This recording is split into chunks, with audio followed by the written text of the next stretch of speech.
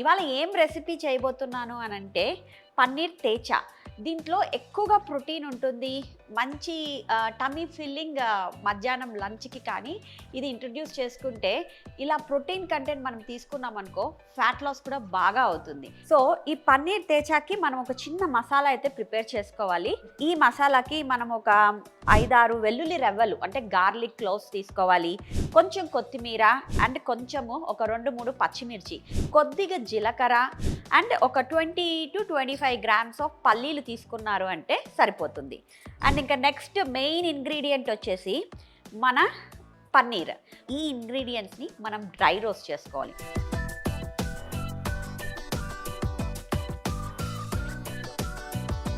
So అది paste ఎలా చేయాలో చూసుకుందాం ఇప్పుడు.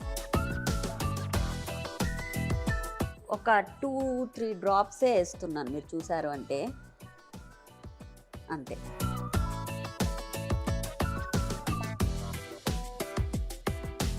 ఈ పేస్ట్ని మొత్తం పన్నీర్కి కోట్ చేయాలన్నమాట.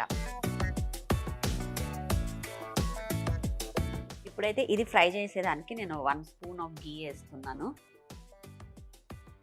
సరిపోతుందని.